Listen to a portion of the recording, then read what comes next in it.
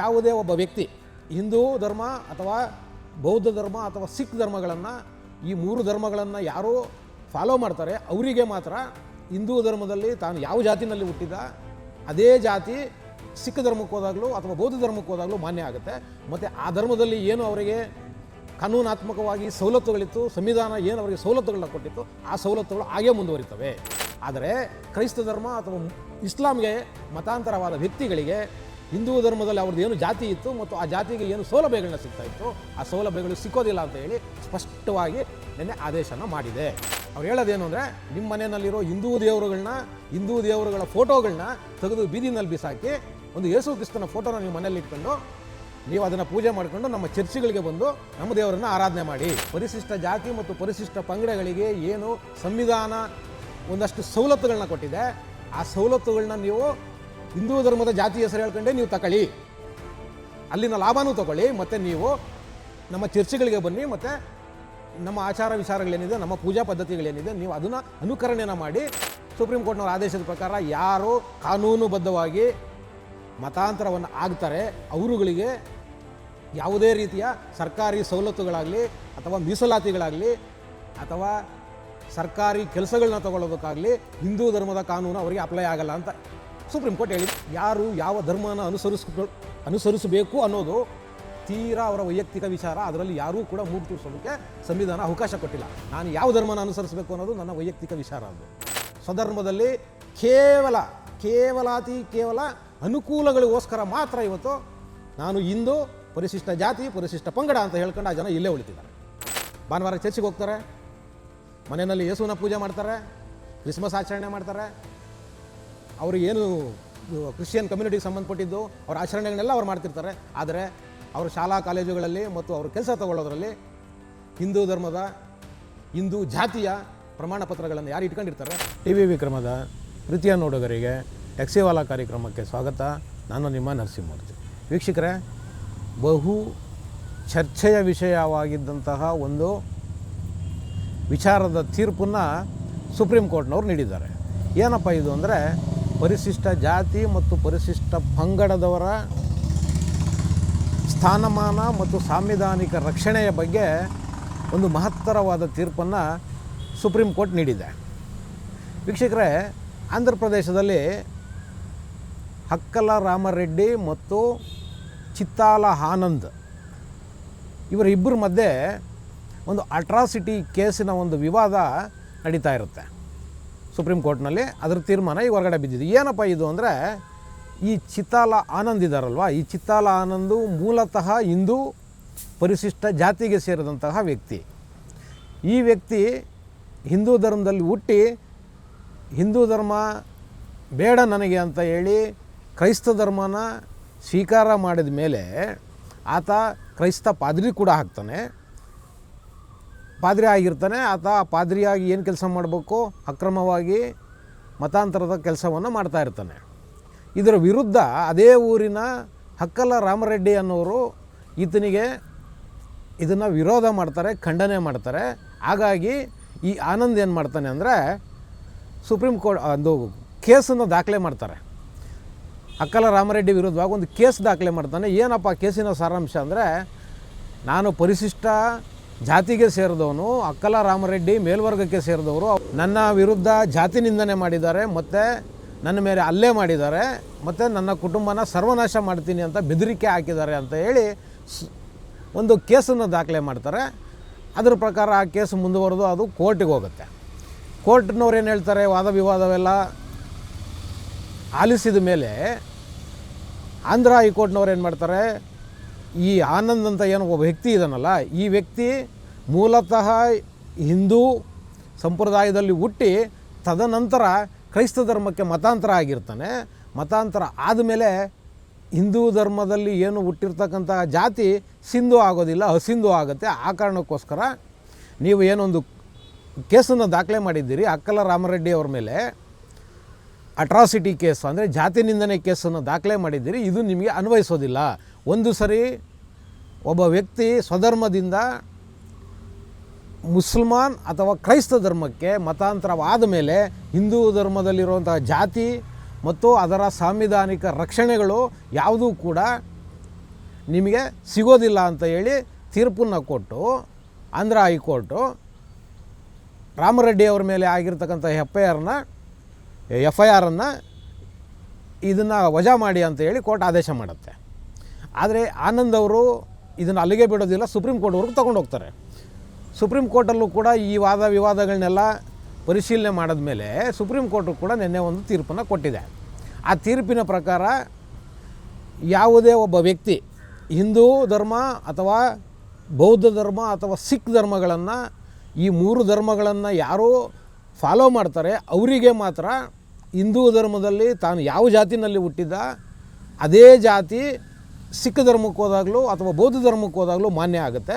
ಮತ್ತು ಆ ಧರ್ಮದಲ್ಲಿ ಏನು ಅವರಿಗೆ ಕಾನೂನಾತ್ಮಕವಾಗಿ ಸವಲತ್ತುಗಳಿತ್ತು, ಸಂವಿಧಾನ ಏನು ಅವರಿಗೆ ಸವಲತ್ತುಗಳನ್ನ ಕೊಟ್ಟಿತ್ತು, ಆ ಸವಲತ್ತುಗಳು ಹಾಗೇ ಮುಂದುವರಿತವೆ. ಆದರೆ ಕ್ರೈಸ್ತ ಧರ್ಮ ಅಥವಾ ಇಸ್ಲಾಂಗೆ ಮತಾಂತರವಾದ ವ್ಯಕ್ತಿಗಳಿಗೆ ಹಿಂದೂ ಧರ್ಮದಲ್ಲಿ ಅವ್ರದ್ದು ಏನು ಜಾತಿ ಇತ್ತು ಮತ್ತು ಆ ಜಾತಿಗೆ ಏನು ಸೌಲಭ್ಯಗಳನ್ನ ಸಿಗ್ತಾಯಿತ್ತು ಆ ಸೌಲಭ್ಯಗಳು ಸಿಕ್ಕೋದಿಲ್ಲ ಅಂತ ಹೇಳಿ ಸ್ಪಷ್ಟವಾಗಿ ನಿನ್ನೆ ಆದೇಶನ ಮಾಡಿದೆ. ವೀಕ್ಷಕರೇ, ನಾನು ಏನು ನಿಮಗೆ ಇದಕ್ಕೆ ಹೇಳ್ತಿದ್ದೀನಿ ಅಂದರೆ, ನೋಡಿ ಇವತ್ತು ಏನಾಗ್ತಿದೆ, ಈ ಕ್ರೈಸ್ತ ಮತಾಂತರಿಗಳಿದಾರಲ್ವ, ಈ ಕ್ರೈಸ್ತ ಮತಾಂತರಿಗಳು ಏನು ಮಾಡ್ತಿದ್ದಾರೆ ಇವತ್ತು ಅಂದರೆ, ಕಾನೂನಿನ ರೀತಿಯಲ್ಲಿ ಯಾರನ್ನೂ ಕೂಡ ಕನ್ವರ್ಷನ್ ಮಾಡ್ತಾ ಇಲ್ಲ. ಕಾನೂನಿನ ರೀತಿಯಲ್ಲಿ ಅವರು ಹಿಂದೂ ಧರ್ಮವನ್ನು ಬಿಟ್ಟು ಕ್ರೈಸ್ತ ಧರ್ಮಕ್ಕೆ ಬನ್ನಿ ಅಂತ ಅವ್ರು ಕರಿತಾ ಇಲ್ಲ. ಅವ್ರು ಹೇಳೋದೇನಪ್ಪ ಅಂದರೆ, ಹಿಂದೂ ಧರ್ಮದಲ್ಲಿ ಜಾತಿ ವ್ಯವಸ್ಥೆ ಇದೆ ಮತ್ತು ಒಂದು ಪರಿಶಿಷ್ಟ ಜಾತಿ ಮತ್ತು ಪರಿಶಿಷ್ಟ ಪಂಗಡಗಳನ್ನು ತುಂಬ ಹೀನಾಯವಾಗಿ ನಡೆಸ್ಕೊಳ್ತಾರೆ. ಹಾಗಾಗಿ ನೀವು ಕ್ರಿಶ್ಚಿಯನ್ ಧರ್ಮಕ್ಕೆ ಸೇರ್ಕೊಳ್ಳಿ. ಕ್ರಿಶ್ಚಿಯನ್ ಧರ್ಮದಲ್ಲಿ ಯಾವುದೇ ರೀತಿಯ ಜಾತಿ ಪದ್ಧತಿ ಇಲ್ಲ, ಜಾತಿ ವ್ಯವಸ್ಥೆ ಇಲ್ಲ, ನಮ್ಮಲ್ಲಿ ಮೇಲೂ ಕೀಳು ಇಲ್ಲ ಅಂತ ಹೇಳಿ ಸುಳ್ಳುಗಳನ್ನ ಹೇಳಿ ಅವರನ್ನು ಕನ್ವರ್ಟ್ ಮಾಡ್ತಾರೆ. ಹೆಂಗೆ ಕನ್ವರ್ಟ್ ಮಾಡ್ತಾರೆ ಅಂದರೆ, ಕಾನೂನಿನ ರೀತಿಯಲ್ಲಿ ಅಲ್ಲ. ಅವ್ರು ಹೇಳೋದೇನು ಅಂದರೆ, ನಿಮ್ಮ ಮನೆಯಲ್ಲಿರೋ ಹಿಂದೂ ದೇವರುಗಳ ಫೋಟೋಗಳನ್ನ ತೆಗೆದು ಬೀದಿನಲ್ಲಿ ಬಿಸಾಕಿ ಒಂದು ಯೇಸು ಕ್ರಿಸ್ತನ ಫೋಟೋನ ನೀವು ಮನೇಲಿ ಇಟ್ಕೊಂಡು ನೀವು ಅದನ್ನು ಪೂಜೆ ಮಾಡಿಕೊಂಡು ನಮ್ಮ ಚರ್ಚ್ಗಳಿಗೆ ಬಂದು ನಮ್ಮ ದೇವರನ್ನು ಆರಾಧನೆ ಮಾಡಿ. ಮತ್ತು ನೀವು ಏನು ಹಿಂದೂ ಧರ್ಮದಲ್ಲಿ ನೀವು ಅಲ್ಲೇ ಉಳ್ಕೊಳ್ಳಿ. ಏನಕ್ಕೋಸ್ಕರ ಅಲ್ಲೇ ಉಳ್ಕೊಳ್ಳಿ ಅಂತ ಹೇಳ್ತಾರೆ ಅಂದರೆ, ಪರಿಶಿಷ್ಟ ಜಾತಿ ಮತ್ತು ಪರಿಶಿಷ್ಟ ಪಂಗಡಗಳಿಗೆ ಏನು ಸಂವಿಧಾನ ಒಂದಷ್ಟು ಸವಲತ್ತುಗಳನ್ನ ಕೊಟ್ಟಿದೆ, ಆ ಸವಲತ್ತುಗಳನ್ನ ನೀವು ಹಿಂದೂ ಧರ್ಮದ ಜಾತಿ ಹೆಸರು ಹೇಳ್ಕೊಂಡೇ ನೀವು ತಗೊಳ್ಳಿ, ಅಲ್ಲಿನ ಲಾಭನೂ ತಗೊಳ್ಳಿ, ಮತ್ತು ನೀವು ನಮ್ಮ ಚರ್ಚ್ಗಳಿಗೆ ಬನ್ನಿ, ಮತ್ತು ನಮ್ಮ ಆಚಾರ ವಿಚಾರಗಳೇನಿದೆ, ನಮ್ಮ ಪೂಜಾ ಪದ್ಧತಿಗಳೇನಿದೆ ನೀವು ಅದನ್ನು ಅನುಕರಣೆನ ಮಾಡಿ ನಮ್ಮ ಒಂದು ಯೇಸು ಫೋಟೋನ ತೊಗೊಂಡು ನಿಮ್ಮ ಮನೆಯಲ್ಲಿ ಇಟ್ಕೊಳ್ಳಿ ಅಂತ ಹೇಳಿಬಿಟ್ಟು ಇವತ್ತು ಕನ್ವರ್ಷನ್ ಮಾಡ್ತಿದ್ದಾರೆ. ಸುಪ್ರೀಂ ಕೋರ್ಟ್ ಆದೇಶ ಏನಿದೆ, ಸುಪ್ರೀಂ ಕೋರ್ಟ್ನವ್ರ ಆದೇಶದ ಪ್ರಕಾರ ಯಾರು ಕಾನೂನುಬದ್ಧವಾಗಿ ಮತಾಂತರವನ್ನು ಆಗ್ತಾರೆ ಅವರುಗಳಿಗೆ ಯಾವುದೇ ರೀತಿಯ ಸರ್ಕಾರಿ ಸವಲತ್ತುಗಳಾಗಲಿ ಅಥವಾ ಮೀಸಲಾತಿಗಳಾಗಲಿ ಅಥವಾ ಸರ್ಕಾರಿ ಕೆಲಸಗಳನ್ನ ತಗೊಳ್ಳೋದಕ್ಕಾಗಲಿ ಹಿಂದೂ ಧರ್ಮದ ಕಾನೂನು ಅವರಿಗೆ ಅಪ್ಲೈ ಆಗಲ್ಲ ಅಂತ ಸುಪ್ರೀಂ ಕೋರ್ಟ್ ಹೇಳಿದೆ. ಅದು ಕರೆಕ್ಟ್ ಇದೆ. ಆದರೆ ಇವತ್ತು ನಾವಿಲ್ಲಿ ಯೋಚನೆ ಮಾಡಬೇಕಾಗಿರೋ ವಿಚಾರ ಏನಂದರೆ, ಇವತ್ತು ಯಾವ ರೀತಿ ಕನ್ವರ್ಷನ್ ಮಾಡ್ತಿದ್ದಾರೆ ಅಂದರೆ, ಇವರು ಸ್ವಧರ್ಮನ ಹಾಗೆ ಉಳಿಸ್ಕೊಳ್ಳೋದು ಕಾನೂನಿನ ಪ್ರಕಾರ. ಬರೀ ಪೂಜಾ ಪದ್ಧತಿಗಳು, ಆಚಾರ ವಿಚಾರಗಳು, ಆಚರಣೆಗಳಲ್ಲಿ ಇವರುಗಳು ಕ್ರೈಸ್ತರಾಗಬೇಕು. ಈ ರೀತಿಯಾಗಿ ಕನ್ವರ್ಷನ್ ಮಾಡೋದ್ರ ಮುಖಾಂತರ ಇವತ್ತು ಹಿಂದೂ ಧರ್ಮನ ಒಡೆಯುವಂಥ ಒಂದು ದೊಡ್ಡ ಮಟ್ಟದ ಒಂದು ಹುನ್ನಾರನ ಈ ಕ್ರೈಸ್ತ ಪಾದ್ರಿಗಳು ಮಾಡ್ತಿದ್ದಾರೆ. ವೀಕ್ಷಕರೇ, ಕ್ರೈಸ್ತ ಪಾದ್ರಿಗಳು ಮಾಡ್ತಿದ್ದಾರೆ. ಇಲ್ಲಿ ಏನಾಗ್ತಿದೆ ನೋಡಿ, ಸಂವಿಧಾನ ತುಂಬ ಸ್ಪಷ್ಟವಾಗಿ ಹೇಳುತ್ತೆ, ಯಾರು ಯಾವ ಧರ್ಮನ ಅನುಸರಿಸಬೇಕು ಅನ್ನೋದು ತೀರಾ ಅವರ ವೈಯಕ್ತಿಕ ವಿಚಾರ. ಅದರಲ್ಲಿ ಯಾರೂ ಕೂಡ ಮೂಗು ತೂರಿಸೋದಕ್ಕೆ ಸಂವಿಧಾನ ಅವಕಾಶ ಕೊಟ್ಟಿಲ್ಲ. ನಾನು ಯಾವ ಧರ್ಮನ ಅನುಸರಿಸಬೇಕು ಅನ್ನೋದು ನನ್ನ ವೈಯಕ್ತಿಕ ವಿಚಾರ. ಅದು ನನ್ನ ವೈಯಕ್ತಿಕ ವಿಚಾರ ಅಂತ ಅಂದಮೇಲೆ ನಾನು ಇನ್ನೊಂದು ಧರ್ಮಕ್ಕೆ ಮತಾಂತರ ಆಗಬೇಕು ಅಥವಾ ಇನ್ನೊಂದು ಧರ್ಮದ ಆಚರಣೆಗಳನ್ನ ನಾನು ಫಾಲೋ ಮಾಡ್ತೀನಿ ಅನ್ನೋದಾದರೆ ಕಾನೂನಿನ ರೀತಿಯಲ್ಲಿ ಕನ್ವರ್ಷನ್ ಆಗಬೇಕು, ಕಾನೂನಿನ ರೀತಿಯಲ್ಲಿ ಬದಲಾವಣೆನ ಆಗಬೇಕು. ಆದರೆ ಇವತ್ತು ಕಾನೂನಿನ ರೀತಿಯಲ್ಲಿ ಆಗ್ತಾಯಿಲ್ಲ. ಆ ಕಾರಣಕ್ಕೋಸ್ಕರ ಇವತ್ತು ಇಷ್ಟೊಂದು ಜನ ಇವತ್ತು ಮತಾಂತರ ಆಗ್ತಿದ್ದಾರೆ. ಆದರೆ ಕೋರ್ಟ್ನವ್ರು ಇದನ್ನು ಅರ್ಥ ಮಾಡ್ಕೊಳ್ತಾ ಇಲ್ಲ. ಕಾನೂನಿನ ಪ್ರಕಾರನೇ ಆಗಬೇಕು ಅನ್ನೋದು ಕೋರ್ಟ್ನವರ ವಾದ ಸರಿ ಇದೆ. ಆದರೆ ಇವತ್ತು ಕಾನೂನಿನ ಪ್ರಕಾರ ಯಾರೂ ಕೂಡ ತಮ್ಮ ಧರ್ಮವನ್ನು ಬದಲಾವಣೆ ಮಾಡಿ ಬೇರೆ ಧರ್ಮಕ್ಕೆ ಹೋಗ್ತಾ ಇರೋರು ಕಾನೂನಿನ ಮುಖಾಂತರ ಆಗ್ತಾಯಿಲ್ಲ. ಕೇವಲ ತಮ್ಮ ಆಚರಣೆಗಳನ್ನ ಬದಲಾಯಿಸ್ಕೊತಿದ್ದಾರೆ. ಮತ್ತು ಆ ಮಿಷನರಿಗಳಿಗೆ ಏನು ಒಂದಷ್ಟು ಇವರಿಗೆ ಅನುಕೂಲಗಳನ್ನ ಮಾಡಿಕೊಡ್ತಾರೆ ಆ ಅನುಕೂಲಗಳನ್ನೂ ತೊಗೊಳ್ತಿದ್ದಾರೆ.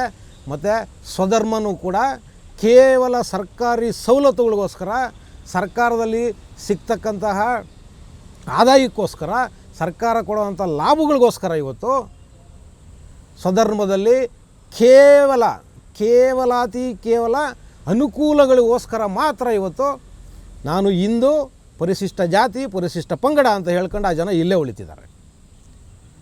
ಇದನ್ನು ನಾವು ದೊಡ್ಡ ಮಟ್ಟದಲ್ಲಿ ನಿಲ್ಲಿಸಬೇಕಾಗಿದೆ. ಯಾರು ಯಾವ ಧರ್ಮವನ್ನು ಬೇಕಾದರೂ ಅನುಸರಿಸ್ಕೊಳ್ಳಿ, ಅದು ಅವರವರ ಇಚ್ಛೆಗೆ ಬಿಟ್ಟಿದ್ದು ಮತ್ತು ಅವರವರ ಭಕ್ತಿಗೆ ಬಿಟ್ಟಿದ್ದು. ಆದರೆ ಇದು ಕಾನೂನಿನ ಪ್ರಕಾರ ಆದಾಗ ಸವಲತ್ತುಗಳು ಬೇರೆಯವರಿಗೆ ಸಿಕ್ಕುತ್ತೆ. ಮತ್ತು ನೋಡಿ, ಇಲ್ಲೊಂದು ಏನಂದರೆ, ಒಬ್ಬ ಹಿಂದೂ ಒಬ್ಬ ಕ್ರಿಶ್ಚಿಯನ್ಗೆ ಅಥವಾ ಇಸ್ಲಾಮ್ಗೆ ಅಥವಾ ಮತಾಂತರ ಆದ ತಕ್ಷಣ ಏನಾಗುತ್ತೆ ಅಂದರೆ ಅವ್ರ ಹೆಸರುಗಳು ಬದಲಾವಣೆ ಆಗುತ್ತೆ. ಹೌದು, ಅವ್ರ ಹೆಸರು ಬದಲಾವಣೆ ಆಗುತ್ತೆ. ಈ ಎಕ್ಸಾಂಪಲ್, ಯಾರೋ ಮಂಜುನಾಥ್ ಅನ್ನೋನೊಬ್ಬ ಕ್ರೈಸ್ತ ಧರ್ಮಕ್ಕೆ ಸೇರ್ಕೊಂಡ್ರೆ ಅವನು ಮಂಜುನಾಥ್ ಪೀಟರ್ ಆಗಿರ್ತಾನೆ. ಈ ಮಂಜುನಾಥ್ ಪೀಟರ್ ಅಂತ ಹೇಳ್ಬಿಟ್ಟು ಅವ್ರ ಚರ್ಚಲ್ಲಿ ಅವರಿಗೆ ಅಧಿಕೃತವಾಗಿ ಪೀಟರ್ ಅನ್ನೋ ಹೆಸರು ಸೇರಿಸ್ತಾರೆ. ಅಥವಾ ಆಲ್ಬರ್ಟೋ, ಅಲೆಕ್ಸಾಂಡರ್, ಏನೋ ಮಣ್ಣು ಮಸಿ ಯಾವುದೋ ಒಂದು ಅವರು ಸೇರಿಸ್ತಾರೆ. ನಾನು ಹೇಳೋದು, ನೀವು ಮಂಜುನಾಥ್ ಪೀಟರ್ ಆದರೂ ಆಗಿ, ಮಂಜುನಾಥ್ ಅಲೆಕ್ಸಾಂಡರ್ ಆದರೂ ಆಗಿ, ಇನ್ನು ಏನಾದರೂ ಆಗಿ, ಆದರೆ ನಿಮ್ಮ ಹೆಸರನ್ನು ಬದಲಾವಣೆ ಮಾಡಿದ್ಮೇಲೆ ಮತ್ತು ನೀವು ಹಿಂದೂ ಧರ್ಮವನ್ನು ತಿರಸ್ಕಾರ ಮಾಡಿ ಕ್ರೈಸ್ತ ಧರ್ಮಕ್ಕೆ ಮತಾಂತರವಾದ ಮೇಲೆ ನಿಮ್ಮ ಎಲ್ಲ ದಾಖಲೆಗಳನ್ನು ಕೂಡ ನೀವು ಬದಲಾಯಿಸ್ಕೊಳ್ಬೇಕು. ನಿಮ್ಮ ಚರ್ಚಲ್ಲಿ ನಿಮಗೆ ಏನು ಹೆಸರನ್ನು ನಾಮಕರಣ ಮಾಡಿದ್ದಾರೆ ಆ ಹೆಸರನ್ನು ನೀವು ನಿಮ್ಮ ಎಲ್ಲ ದಾಖಲೆಗಳಲ್ಲೂ ಕೂಡ ನೀವು ಅದನ್ನು ಬದಲಾವಣೆ ಮಾಡ್ಕೋಬೇಕು. ಆ ರೀತಿ ನೀವು ಬದಲಾವಣೆ ಮಾಡೋದ್ರಿಂದ ಏನಾಗುತ್ತೆ ಅಂದರೆ ಸರ್ಕಾರಗಳಿಗೂ ಕೂಡ ಗೊತ್ತಾಗುತ್ತೆ ಇವರು ಮತಾಂತರ ಆಗಿದ್ದಾರೆ, ಇವರು ಹಿಂದೂ ಧರ್ಮನ ಬಿಟ್ಟು ಇನ್ನೊಂದು ಧರ್ಮನ ಸೇರಿದ್ದಾರೆ ಅನ್ನೋದು ಗೊತ್ತಾಗುತ್ತೆ. ಆವಾಗ ನಿಮಗೆ ಅಧಿಕೃತವಾಗಿ ಕಾನೂನಿನ ಪ್ರಕಾರ ನಿಮಗೆ ಆ ಧರ್ಮದಲ್ಲಿ ಏನು ನಿಮಗೆ ಅವಕಾಶಗಳಿದೆ ಸಂವಿಧಾನಿಕವಾಗಿ, ಆ ಅವಕಾಶಗಳು ನಿಮಗೆ ಸಿಗೋದಕ್ಕೆ ಸರ್ಕಾರನೂ ಕೂಡ ನೆರವು ಮಾಡುತ್ತೆ. ಆದರೆ ಇವ್ರುಗಳು ಏನಾಗ್ತಿದ್ದಾರೆ, ಈಗ ಈ ಕನ್ವರ್ಷನ್ ಆಗ್ತಾ ಇರೋರು ಒಂದು ಕಡೆ ಆ ಕ್ರಿಶ್ಚಿಯನ್ ಕಮ್ಯುನಿಟಿನವರು ಏನು ಇವರುಗಳಿಗೆ ಆಸೆಗಳನ್ನ ತೋರಿಸಿ ಒಂದಿಷ್ಟು ದುಡ್ಡುಗಳನ್ನ ಅಥವಾ ಮಕ್ಕಳ ವಿದ್ಯಾಭ್ಯಾಸಕ್ಕೆ ಒಂದಿಷ್ಟು ಸಹಾಯನ ಏನು ಮಾಡ್ತಾರೆ, ಅಲ್ಲಿ ಆ ಸಹಾಯನೂ ತೊಗೊಳ್ತಾರೆ. ಮತ್ತು ಇಲ್ಲಿ ನಮ್ಮ ಆಚಾರ ವಿಚಾರಗಳನ್ನ ಸಂಪೂರ್ಣವಾಗಿ ತಿರಸ್ಕಾರ ಮಾಡಿ ಕ್ರೈಸ್ತ ಧರ್ಮನ, ಅಲ್ಲಿರೋ ಆಚಾರಗಳನ್ನ, ಅಲ್ಲಿರೋ ವಿಚಾರಗಳನ್ನ ಮೈಗೂಡಿಸ್ಕೊಂಡ್ರು, ಆದರೆ ಇಲ್ಲಿನ ಸವಲತ್ತುಗಳನ್ನ ಮಾತ್ರ ಬಿಡೋದಕ್ಕೆ ತಯಾರಿ ಇಲ್ಲ. ಆ ಕಾರಣಕ್ಕೆ ನಾನು ಸಾರ್ವಜನಿಕರಲ್ಲಿ ಮನವಿ, ದಯಮಾಡಿ ನಿಮ್ಮ ಅಕ್ಕಪಕ್ಕದಲ್ಲಿ ಯಾರು ಹಿಂದೂ ಧರ್ಮವನ್ನು ಹಾಗೇ ಉಳಿಸ್ಕೊಂಡು ಕೇವಲ ಸರ್ಕಾರಿ ಸವಲತ್ತುಗಳಿಗೋಸ್ಕರ ಕ್ರಿಶ್ಚಿಯನ್ ಧರ್ಮನ ಫಾಲೋ ಮಾಡ್ತಿದ್ದಾರೆ, ದಯವಿಟ್ಟು ಅಂಥವ್ರು ಯಾರಾದರೂ ನಿಮ್ಮ ಕಣ್ಣಿಗೆ ಬಿದ್ದರೆ ದಯಮಾಡಿ ನಿಮ್ಮ ಅಕ್ಕಪಕ್ಕದ ಪೊಲೀಸ್ ಠಾಣೆಗಳಿಗೆ ದೂರುಗಳನ್ನು ನೀಡಿ. ಅವರು ಏನು ಆ ಸವಲತ್ತುಗಳನ್ನ ತಗೊಳ್ತಿದ್ದಾರೆ, ನಮ್ಮ ಉದ್ದೇಶ ಒಂದೇ, ಅವ್ರು ಯಾವ ಧರ್ಮವನ್ನು ಬೇಕಾದರೂ ಅನುಸರಿಸ್ಕೊಳ್ಳಿ. ಆದರೆ ಕಾನೂನಿನ ಪ್ರಕಾರ ಅವರಿಗೆ ಹಿಂದೂ ಧರ್ಮದಲ್ಲಿ ಏನು ಸವಲತ್ತುಗಳು ಸಿಗ್ತಿದೆ ಆ ಸವಲತ್ತುಗಳು ಅವರಿಗೆ ಸಿಗಬಾರ್ದು. ಆ ಸವಲತ್ತುಗಳು ಅವರಿಗೆ, ನಮಗೆ ಅವ್ರಿಗೇನು ಆ ಸವಲತ್ತು ಸಿಗ್ತಿದೆ ಆ ಸವಲತ್ತು ಅವ್ರು ಅಲ್ಲಿಗೆ ಬೇರೆ ಧರ್ಮಕ್ಕೆ ಹೋಗೋದ್ರಿಂದ ಆ ಸವಲತ್ತು ಉಳಿದ್ರೆ ನಮ್ಮಂಥವರಿಗೆ ಅವಕಾಶಗಳು ಜಾಸ್ತಿ ಸಿಗುತ್ತೆ. ಇದೇ ಧರ್ಮದಲ್ಲಿ ನಾವು ಉಳ್ಕೊಂಡಿರೋದ್ರಿಂದ ನಮಗೆ ಅವಕಾಶಗಳು ಜಾಸ್ತಿ ಸಿಗುತ್ತೆ. ಆದರೆ ಅವರು ಎರಡೂ ಕಡೆಯಿಂದನೂ ಕೂಡ ಲಾಭ ಮಾಡ್ಕೊಂಡು ಒಂದು ಕಡೆ ಹಿಂದೂ ಧರ್ಮನ ಬಾಯಿನಲ್ಲಿ ಅವಹೇಳನ ಮಾಡೋದು, ಅವಕಾಶಗಳನ್ನ ಮತ್ತೆ ಹಿಂದೂ ಧರ್ಮದಲ್ಲಿ ತೊಗೊಳ್ಳೋದು. ಇದನ್ನು ತಡಿಬೇಕು ಅಂದರೆ ದಯಮಾಡಿ ನಿಮ್ಮ ಕಣ್ಣಿಗೆ ಎಲ್ಲಿ ಇಂಥ ಒಂದು ಜನ ನಿಮ್ಮ ಕಣ್ಣಿಗೆ ಬೀಳ್ತಾರೆ, ನೀವು ಸುಮ್ಮನೆ ಫಾಲೋ ಮಾಡಿ. ಅವ್ರನ್ನ ಭಾನುವಾರ ಚರ್ಚಿಗೆ ಹೋಗ್ತಾರೆ, ಮನೆಯಲ್ಲಿ ಯೇಸುನ ಪೂಜೆ ಮಾಡ್ತಾರೆ, ಕ್ರಿಸ್ಮಸ್ ಆಚರಣೆ ಮಾಡ್ತಾರೆ, ಅವ್ರಿಗೇನು ಕ್ರಿಶ್ಚಿಯನ್ ಕಮ್ಯುನಿಟಿಗೆ ಸಂಬಂಧಪಟ್ಟಿದ್ದು ಅವರ ಆಚರಣೆಗಳನ್ನೆಲ್ಲ ಅವ್ರು ಮಾಡ್ತಿರ್ತಾರೆ. ಆದರೆ ಅವರು ಶಾಲಾ ಕಾಲೇಜುಗಳಲ್ಲಿ ಮತ್ತು ಅವರು ಕೆಲಸ ತಗೊಳ್ಳೋದ್ರಲ್ಲಿ ಹಿಂದೂ ಧರ್ಮದ, ಹಿಂದೂ ಜಾತಿಯ ಪ್ರಮಾಣ ಪತ್ರಗಳನ್ನು ಯಾರು ಇಟ್ಕೊಂಡಿರ್ತಾರೆ, ದಯವಿಟ್ಟು ಅಂಥವ್ರನ್ನ ಗುರುತಿಸಿ ನಿಮ್ಮ ಪಕ್ಕದ ಪೊಲೀಸ್ ಠಾಣೆಗಳಿಗೆ ಅಥವಾ ಸಂಬಂಧಪಟ್ಟ ಇಲಾಖೆಗಳಿಗೆ ದಯವಿಟ್ಟು ದೂರುಗಳನ್ನ ಕೊಡಿ. ಆ ಮುಖಾಂತರ ನಾವು ಹಿಂದೂಗಳು ಈ ಏನು ದೊಡ್ಡ ಮಟ್ಟದಲ್ಲಿ ಈ ಕ್ರಿಶ್ಚಿಯನ್ಗೆ ಕನ್ವರ್ಟ್ ಆಗ್ತಿದ್ದಾರಲ್ಲ ಜನ, ಅದರಲ್ಲೂ ಕೂಡ ಪರಿಶಿಷ್ಟ ಜಾತಿ ಮತ್ತು ಪರಿಶಿಷ್ಟ ಪಂಗಡದಲ್ಲಿ ಹೆಚ್ಚಿನ ಜನ ಕನ್ವರ್ಷನ್ ಆಗ್ತಿದ್ದಾರೆ ಅಂತ ಅಂಕಿಅಂಶಗಳು ಹೇಳ್ತಿದೆ. ಆ ಕಾರಣಕ್ಕೋಸ್ಕರ ಇಂಥವ್ರನ್ನ ಹುಡುಕಿ ಐಡೆಂಟಿಫೈ ಮಾಡಿ ಇವರಿಗೆ ಸರಿಯಾದ ರೀತಿಯಲ್ಲಿ ಕಾನೂನಿನ ಕ್ರಮ ಆಗೋ ರೀತಿಯಲ್ಲಿ ನಾವೆಲ್ಲರೂ ಕೂಡ, ನಾವೆಲ್ಲ ಜವಾಬ್ದಾರಿ ನಾಗರಿಕರಾಗಿ ನಾವು ಮಾಡಬೇಕಾಗಿದೆ. ದಯವಿಟ್ಟು ಈ ಕೆಲಸನ ಮಾಡಿ ಅಂತ ಹೇಳುವುದರ ಮುಖಾಂತರ ಇವತ್ತಿನ ಟ್ಯಾಕ್ಸಿವಾಲ ಕಾರ್ಯಕ್ರಮನ ಮುಗಿಸ್ತಾ ಇದ್ದೀನಿ. ಶೇರ್ ಮಾಡಿ, ಸಬ್ಸ್ಕ್ರೈಬ್ ಮಾಡಿ, ಲೈಕ್ ಮಾಡಿ, ಹೆಚ್ಚೆಚ್ಚು ಕಾಮೆಂಟ್ ಮಾಡೋದರ ಮುಖಾಂತರ ನಮ್ಮನ್ನು ಪ್ರೋತ್ಸಾಹಿಸ್ತೀವಿ. ಟಿವಿ ವಿಕ್ರಮ, ದೇಶ ನಿಮ್ಮ ಕೈಯಲ್ಲಿ. ಈ ಕಾರ್ಯಕ್ರಮ ನಿಮಗೆ ಇಷ್ಟ ಆಗಿದ್ದಲ್ಲಿ ಲೈಕ್, ಶೇರ್ ಹಾಗೂ ಕಮೆಂಟ್ ಮಾಡಿ. ಟಿವಿ ವಿಕ್ರಮದ ಕಾರ್ಯಕ್ರಮಗಳನ್ನು ನಿರಂತರವಾಗಿ ವೀಕ್ಷಿಸಲು ಸಬ್ಸ್ಕ್ರೈಬ್ ಮಾಡಿ, ಬೆಲ್ ಐಕನ್ ಒತ್ತಿ.